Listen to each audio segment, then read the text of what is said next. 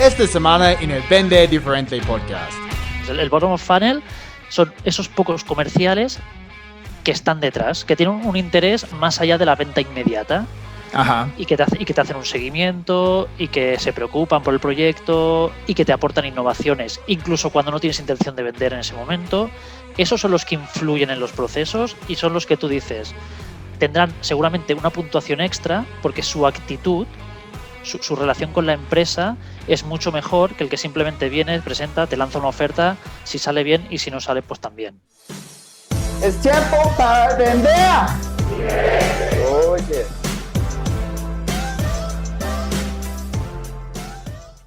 Bienvenido al episodio número 63 del Vende Diferente Podcast. Soy Chris Payne, experto en ventas B2B. Estoy súper contento que estés aquí conmigo.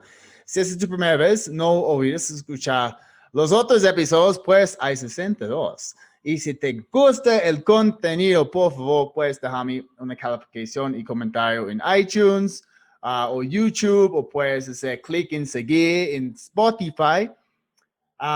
De esta manera, podemos ayudar a las otras personas a encontrar podcast, aumentar sus ventas y, lo más importante, cambiar su vida. Y antes de arrancar con este episodio, quiero recordarte que durante todo el mes de julio tenemos una oferta súper especial en la página másventasb2b.com. Con el código cupón Julio, pues adquirir cualquiera de los cursos online con un descuento de 50% solamente durante este mes, porque sabemos que estamos arrancando, chicos, con un semestre nuevo y tenemos que, pues, lograr nuestras metas en las ventas. Ok, entonces arrancamos con el episodio. Tengo la oportunidad hoy de conversar con alguien que está trabajando en lo que yo digo en inglés, the dark side, ok. El lado oscuro de las ventas.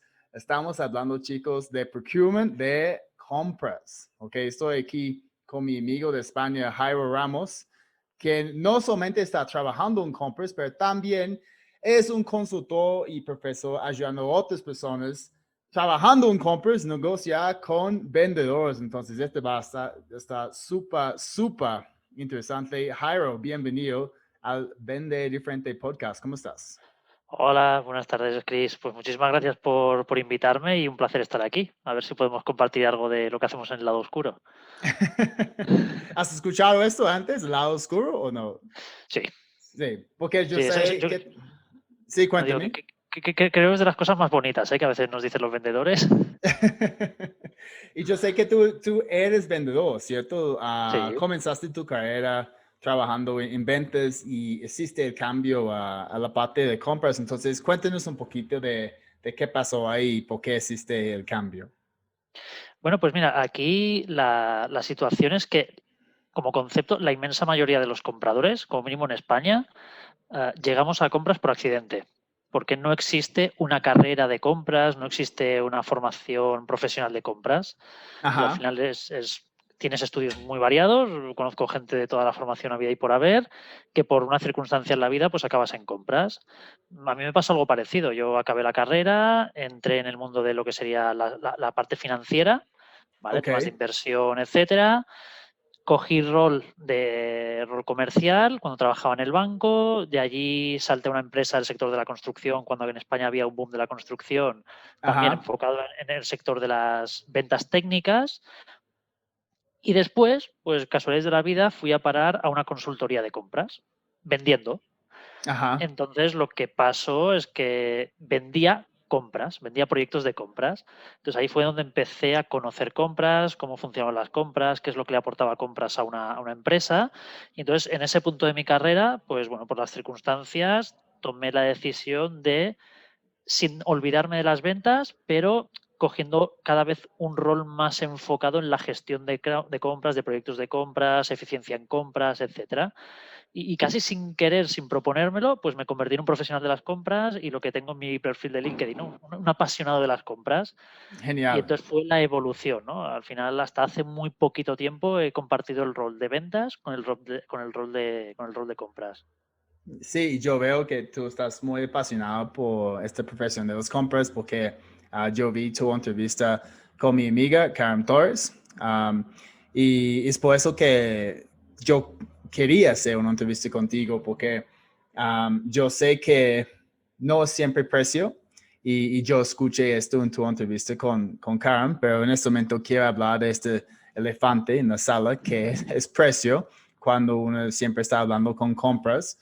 Entonces, ¿por qué la gente piensa que los personas, los profesionales de compras solamente están interesados en precio? Pues esta pregunta es difícil. Y yo creo que tiene varios factores que afectan a la respuesta. Por un lado, creo que hay un cierto punto de complacencia. De decir, cuando pierdo un concurso, lo pierdo por culpa del precio. Nadie dice he perdido por culpa de la propuesta técnica, por culpa de la presentación, por culpa de la falta de valor añadido en mi propuesta. Entonces, al final, cuando pierdes, esto es como en el fútbol, la culpa es del árbitro, pues Ajá. a veces la gente pierde y lo normal es echarle la culpa al precio. Una pregunta ahí. Entonces, ¿cuántos llamadas recibes de vendedores después de tomar una decisión y los vendedores te preguntan? Y entonces, cuéntame, ¿por qué perdimos? ¿Siempre están recibiendo retroalimentación, o cuando la gente recibe una decisión es como, ok, probablemente fue precio? Sí. Esto es un punto interesante. Yo, por filosofía de trabajo, tanto yo como mi equipo, nosotros la filosofía es dar feedback al proveedor. Ok, ¿Vale? Es decir, sin pedirlo. sin Entonces, pedirlo. sí, ok. Entonces, cuando acabas un concurso, pues llamas o escribes a los proveedores y le das un feedback, ¿eh? Depende de lo crítico que sea, pues le das más, menos información, Ajá. pero le explicas el por qué. Y esto tiene una razón de ser, ¿eh? Al final, yo quiero proveedores que sepan, entre comillas, que han hecho mal, porque de aquí a un año o dos o tres, cuando les vuelva a invitar, sean más competitivos. Es decir, sé que fallé en esto y por lo tanto, ahora que me vuelves a invitar, no voy a volver a cometer el mismo error. Si mis proveedores son cada vez más competitivos, mis Sí, resultados como comprador y como empresa cada vez serán mejores. Entonces, yo creo que debería ser, en la medida de lo posible, una obligación del comprador dar feedback. genial. Pero Eso es muy proactivo por tu parte, porque yo sé que la mayoría de las personas no están haciendo esto, sí, y los vendedores tampoco están pidiendo retroalimentación. Y siempre tenemos que pedir retroalimentación para mejorar nuestras sí. ofertas. Sí. Sí. Aquí también es verdad, que al final me encantaría decirte que todos los compradores lo hacemos todo bien, pero no es verdad. O sea, también hay muchos compradores que a lo mejor no plantean bien los concursos o que a lo mejor no se sienten cómodos dando información, y a mí me parece personalmente un error, porque al Ajá. final yo creo que no beneficia a nadie. Entonces, ya te digo, puede haber lo que te decía, puede haber la circunstancia de que le echo la culpa al precio porque sí. También puede darse el caso de que haya compradores que no hayan planteado bien el concurso y por lo tanto a lo mejor le estén dando una importancia al precio, perdona, que no debería tener. Y luego también hay un factor, y es seguramente el previo al concurso, ¿vale? Nos tenemos que evitar centrar en el concurso, porque cuando sales a concurso casi todo el trabajo está hecho. Entonces, aquí es donde el vendedor, perdona, antes de ese concurso es donde debe influir y donde el vendedor tiene que enterarse de cómo se va a evaluar ese concurso. Se va a evaluar Ujú. en base a precio y calidad, precio y logística, precio e innovación. Un poco, como mínimo, tener una cierta noción de qué va a evaluar el cliente o el comprador a la hora de tomar una decisión. Y entonces, digamos, puedes ir al concurso con una cierta ventaja o como mínimo esperando o sabiendo qué puedes esperar de ese concurso. Si no sabes nada del concurso y simplemente pones una oferta, automáticamente pensarás que has perdido por precio. Pero es que a lo mejor Sí. detrás de ese concurso hay meses de trabajo en lo cual se ha definido qué es lo que voy a valorar, cómo lo voy a valorar, quién lo va a valorar, y la adjudicación bien hecha debería ser la suma de un cúmulo de circunstancias. El precio, por supuesto, siempre está, pero a lo mejor ni siquiera es lo más importante. Sí, sí, y yo enseño esto a mis clientes, especialmente en la parte de tener conversaciones con los tomadores de decisiones, ok, construir una propuesta. Una de las preguntas que debemos hacer es, ¿hay un criterio de selección, ok, para esta oportunidad? ¿Hay un criterio de selección? Ok, ¿es precio? Ok, no, hay precio, hay experiencia, hay riesgos, hay metodología, ok, hay factores financieros también.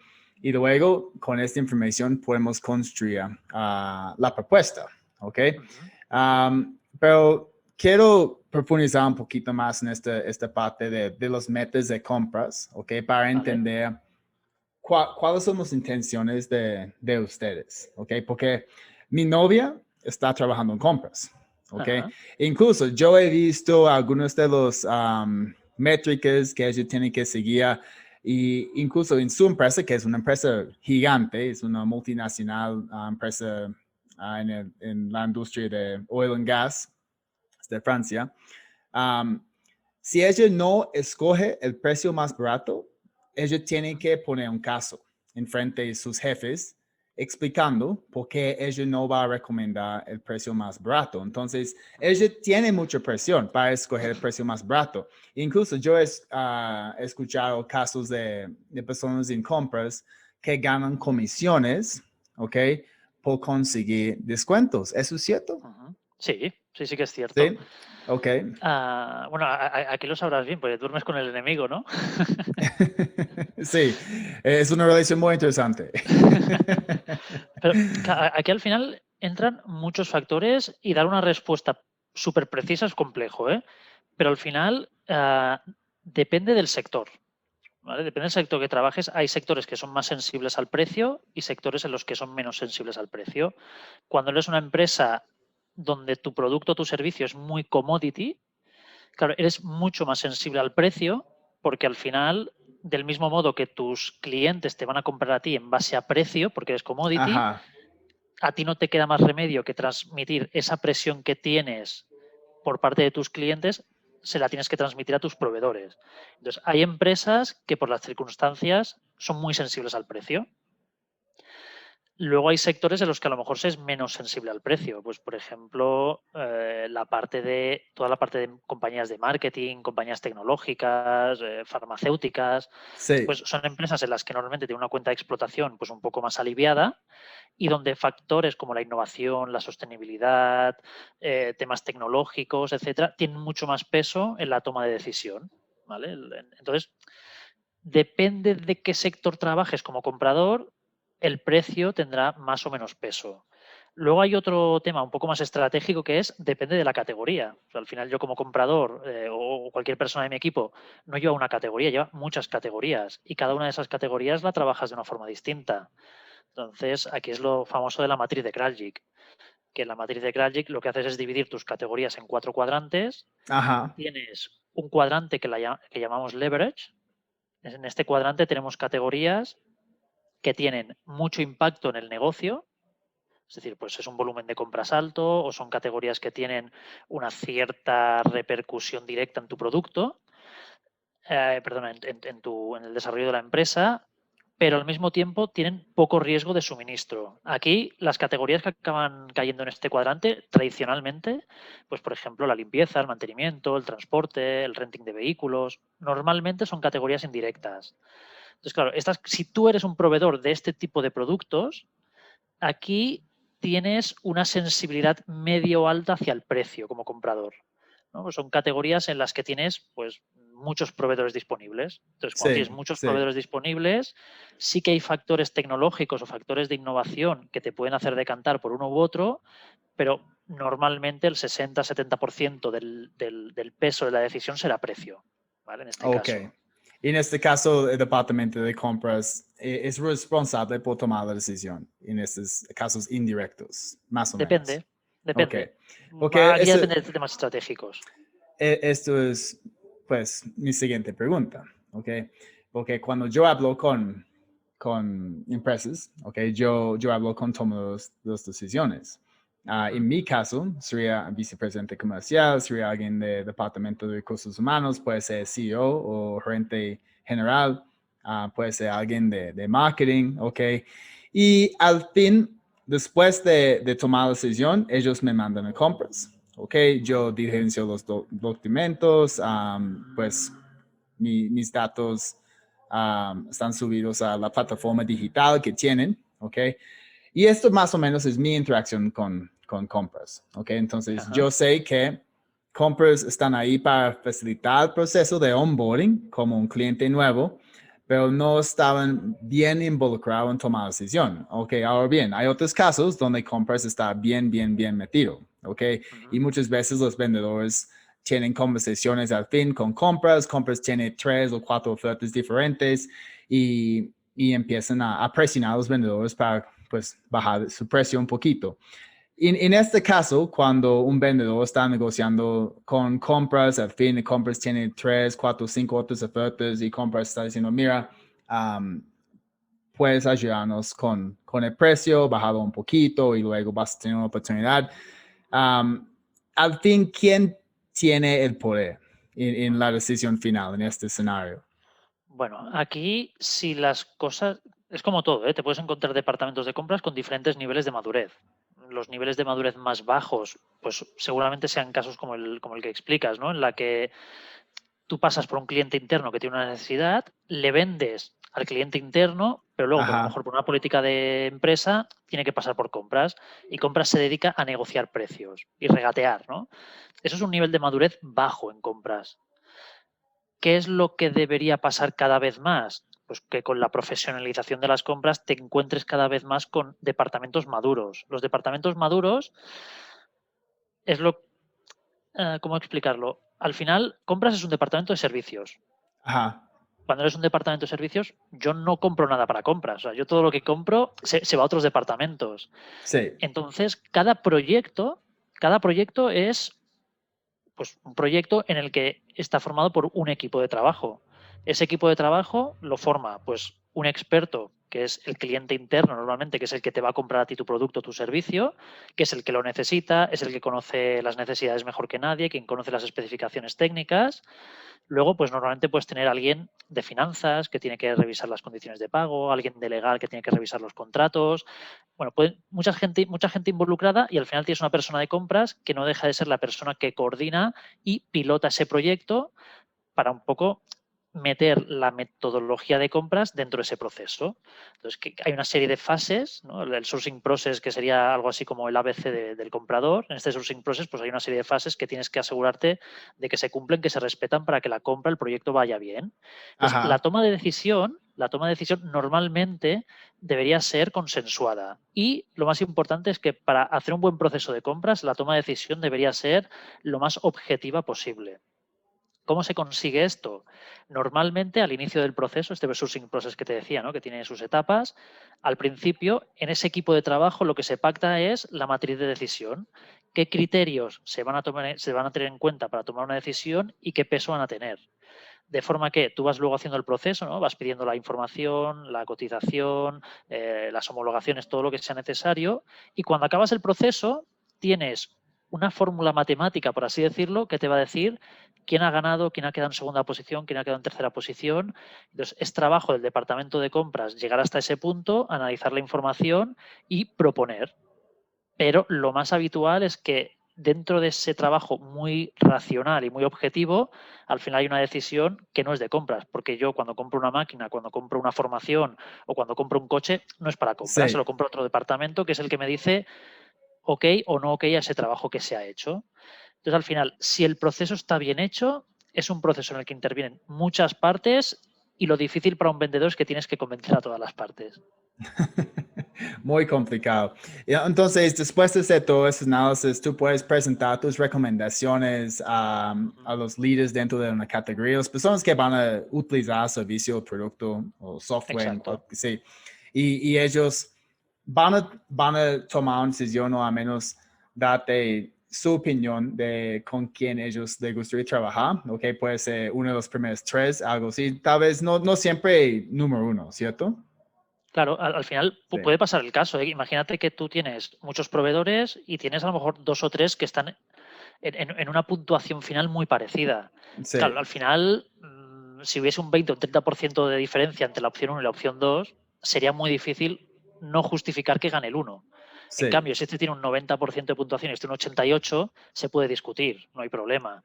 Ok. Hay fórmulas matemáticas y procedimientos para analizar ese tipo de resultados, ¿vale? Pero si bajamos el nivel, ¿eh? Nos ponemos un poco a lo habitual, hay una discusión siempre entre quién tiene que ganar y el por qué.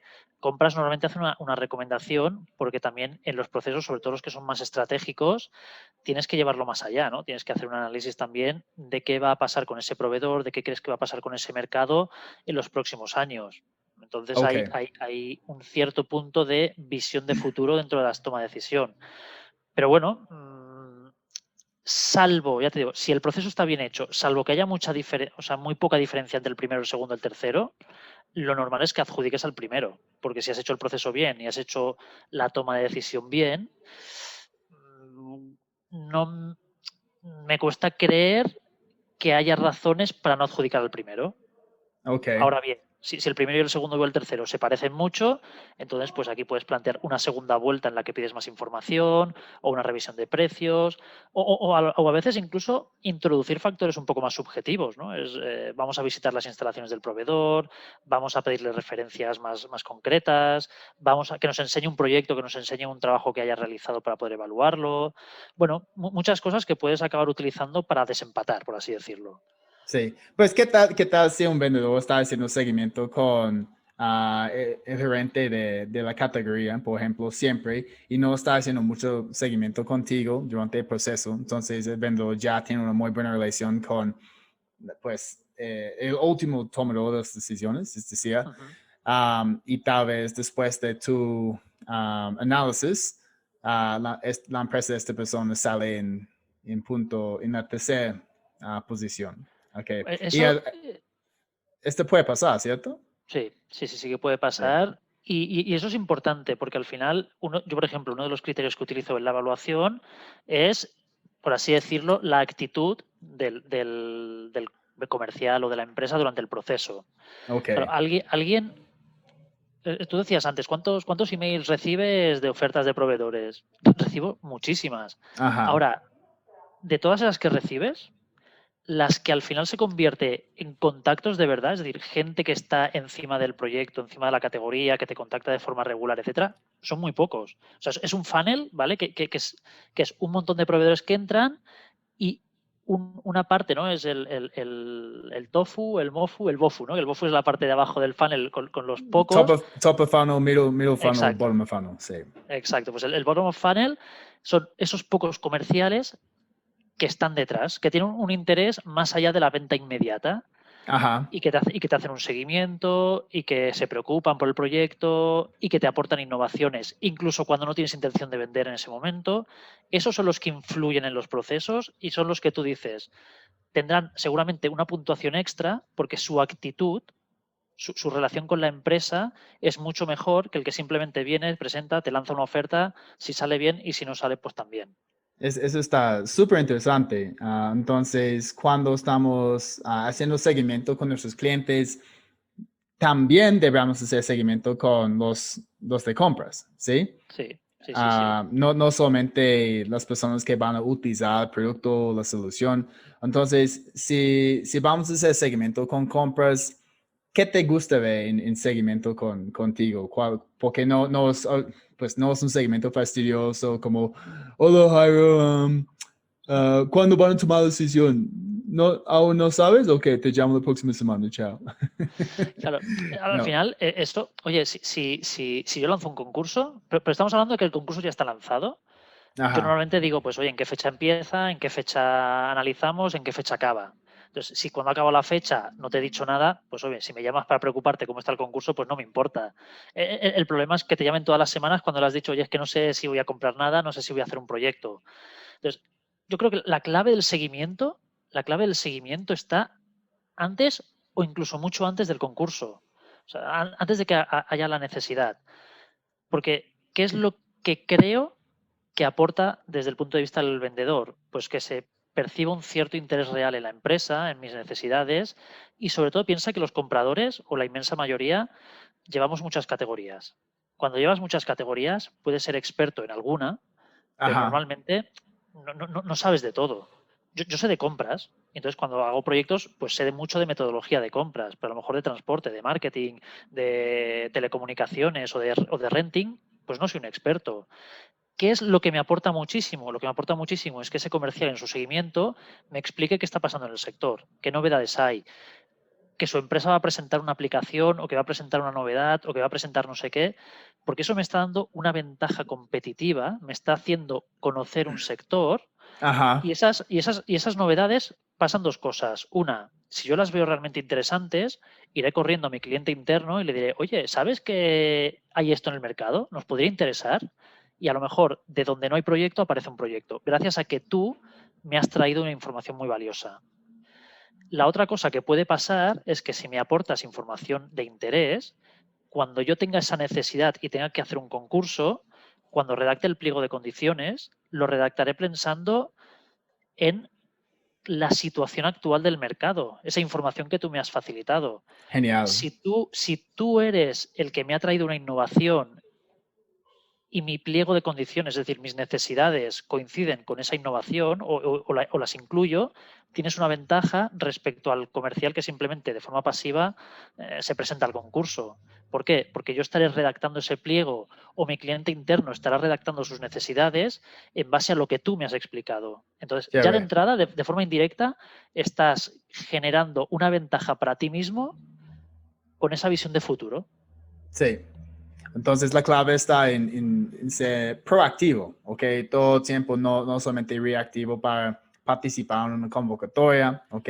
Siempre está en contacto con los gerentes de compras con quien tenemos una relación y también proactivamente podemos buscar gerentes como tú para generar relaciones, entender qué estás haciendo en este momento, entender cuáles son tus retos que estás enfrentando en la industria y compartir tendencias nuevas, tecnología nueva contigo, ¿cierto? Sí, bueno, esto que has dicho es importante, porque no, al final es algo que es casi un tópico, que es lo de deja que hable la otra parte.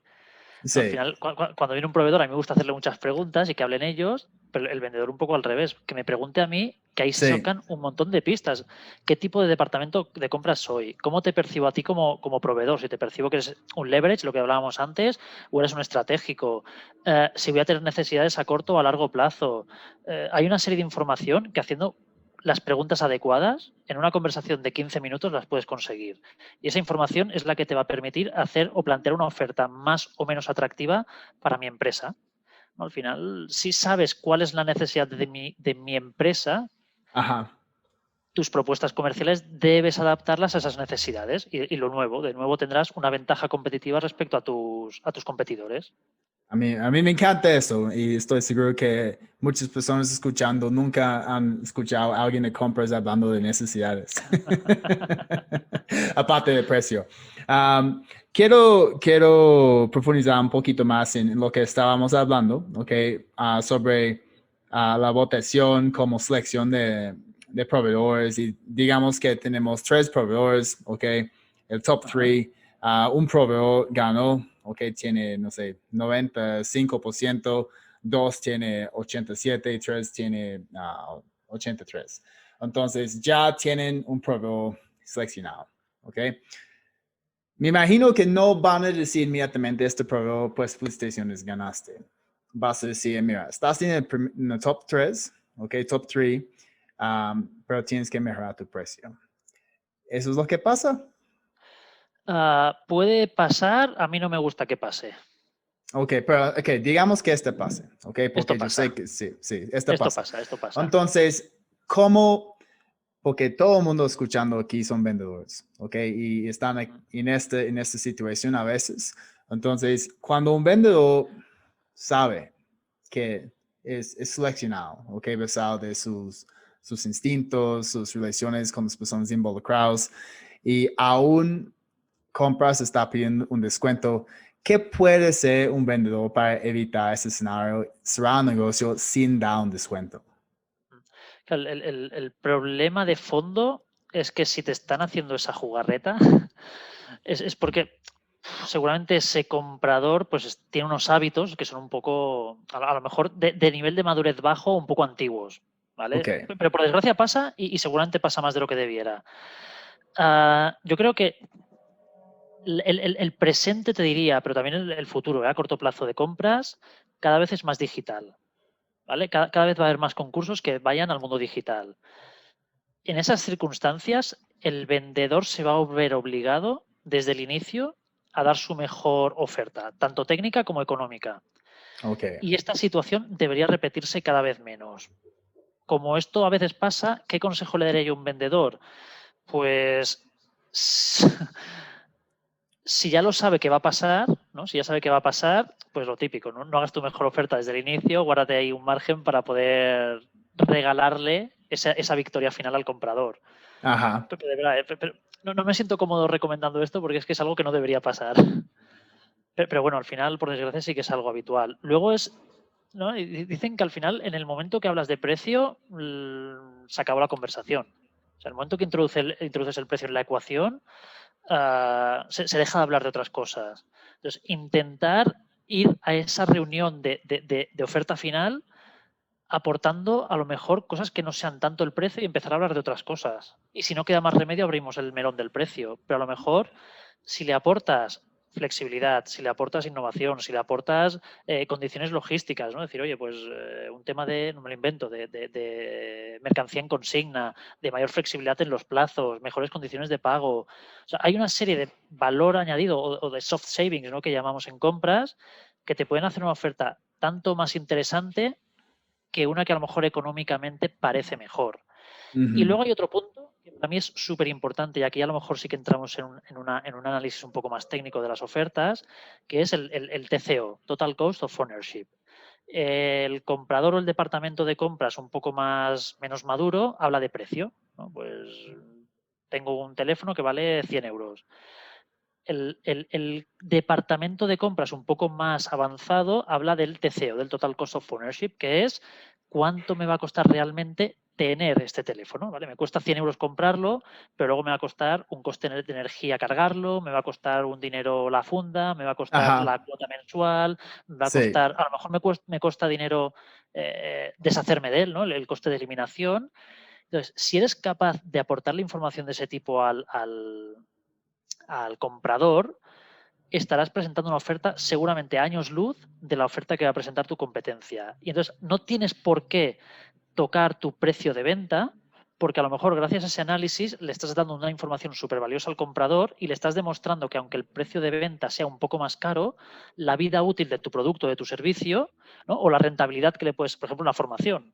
Oye, pues si mi formación te puedo demostrar con unos KPIs que te va a dar un rendimiento inmediato, pues a lo mejor me es mucho más fácil comprarte a ti, aunque el precio de venta sea más caro, porque sé que el rendimiento que voy a hacer de esa inversión va a resultar mucho más eficiente. Entonces, ¿no? Es decir, cambio el discurso. A mí me estás diciendo, ven a hablarme de precio y yo te digo, te voy a hablar de mejoras y te voy a hablar de por qué mi oferta es mejor que otras, porque te voy a ir a un paso más allá del precio. ¿Vale? El precio tiene que ser lo último que hablemos. Genial, genial. A mí me encanta. Entonces, sí, yo podría decir como vendedor, Jairo, ¿cómo podemos bajar el precio cuando ya somos la empresa más barata del mercado? ¿Ok? Esta es una pregunta como que va a disruptir, ¿ok? El pensamiento del comprador, porque están diciendo, ¿cómo si ustedes son los más baratos? Y luego empezamos a hablar, mira, somos los más baratos porque eso es todo el valor que vas a recibir gracias a nosotros. Y luego podemos empezar a cuantificar el valor, ¿ok? En términos de Exacto. más ventas, aumentar participación en el mercado, disminuir costos operacionales, conseguir un retorno sobre inversión en el corto plazo. Y eso es algo que también yo recomiendo a mis clientes. Mira, sí, yo digo a mis clientes cuando quejan sobre los precios de mis entrenamientos, yo digo, mira, yo soy más barato del mercado. Amigo. Yo soy más barato del mercado. Y me dicen, ¿cómo sí? Porque todo el valor que vas a recibir con ese entrenamiento, ¿ok? Es tanto. ¿Ok? Van a aumentar ventas tanto. ¿Ok? En mi caso, van a aumentar participación en el mercado tanto. Y luego seguir cuantificándolo, diciendo, ok, la venta promedio de ustedes es $10,000, ¿ok? En menos de 3 meses vamos a aumentar tasa de cierre a un 45%, que significa que ustedes van a tener ventas adicionales por mes de $6,000, ¿ok? Y ya estás diciendo que eso es costoso. No, Sí. exacto. Pues por eso es un poco el concepto que hablábamos, ¿no? Al final es ese valor añadido.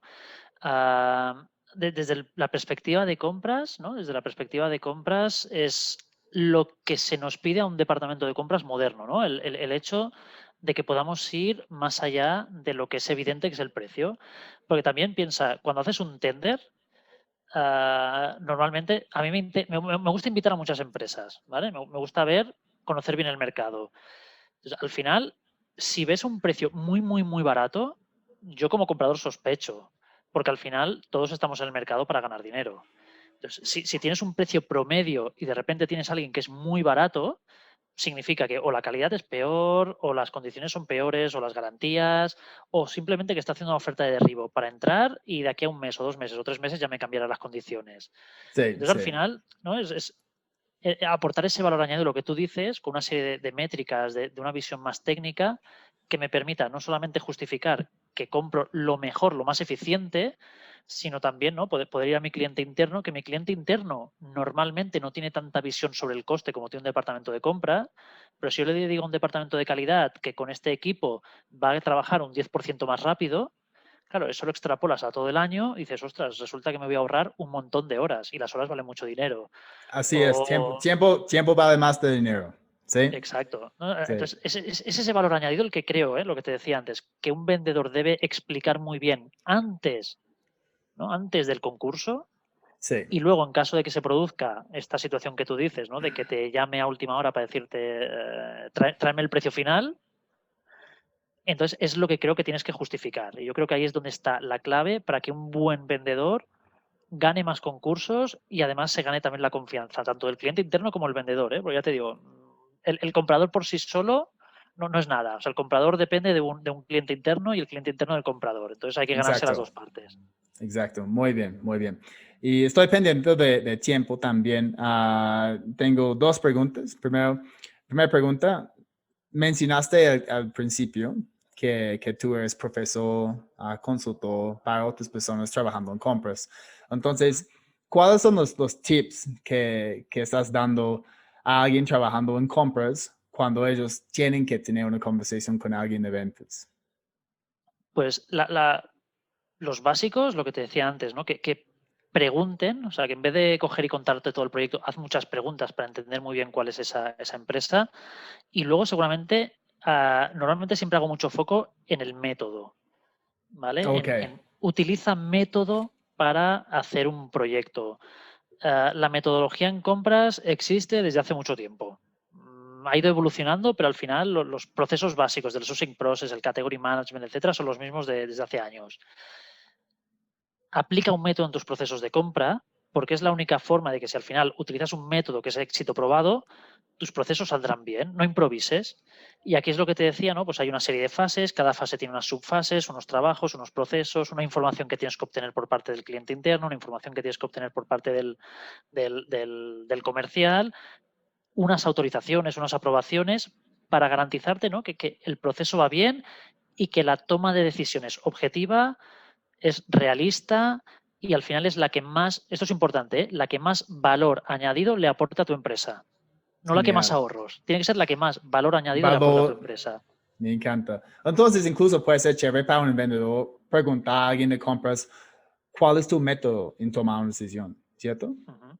Y luego Sí, va a entender todo lo que va a pasar detrás. exacto. Esa sería la pregunta número uno que yo, si fuese vendedor, le haría al comprador. Sí.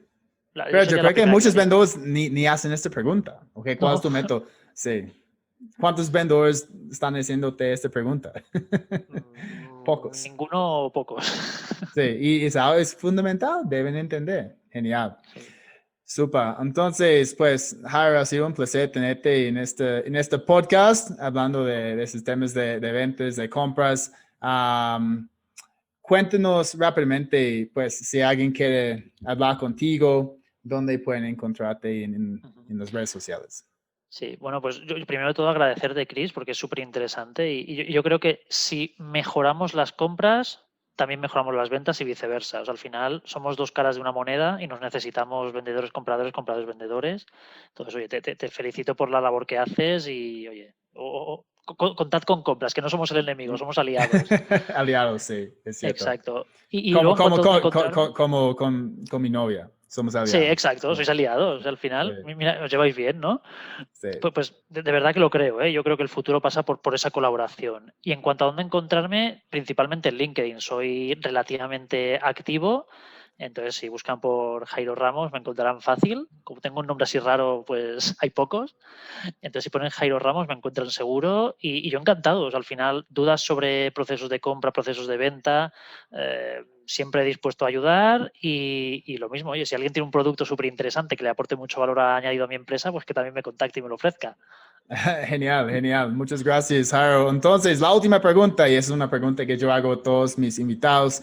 Si tuvieras la oportunidad de volver en el tiempo y tener una conversación con el Jairo Ramos que solamente tenía 20 años, ¿qué te aconsejarías?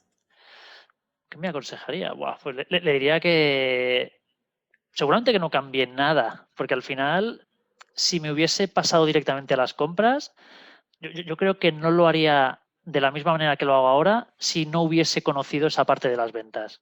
Ujú. Entonces me siento bastante orgulloso con los muchos errores y muchos fracasos que he cometido con 20 años y con más, pero creo que me han llevado a este punto y lo mismo, creo que no estaríamos teniendo esta conversación ni tendría la visión que tengo sobre la función de compras si no hubiese pasado por ventas. Ok, entonces no te daréis ningún consejo. No, digo, No. fracasa y ya verás cómo te sale bien. A mí me gusta, porque sabes que nadie me ha dicho este tipo de respuesta a esta pregunta, pero es cierto, ok, tenemos que hacer nuestros errores, vivir la vida Sí, y seguir nuestro camino. Y algunas de las cosas que pasan en la vida pueden ser malos en el momento, pero todo nos sirve para seguir adelante y construir un camino diferente. A mí me exacto. encanta.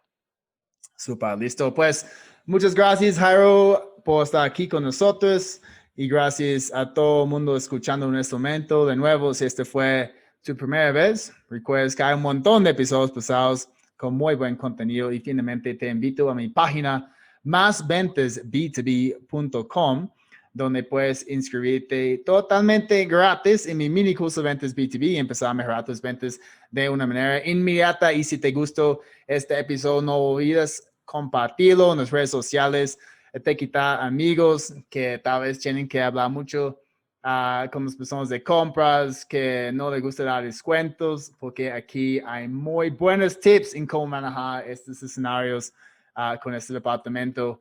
Soy Chris Payne, experto en ventas B2B y recuerda, es tiempo para vender diferente.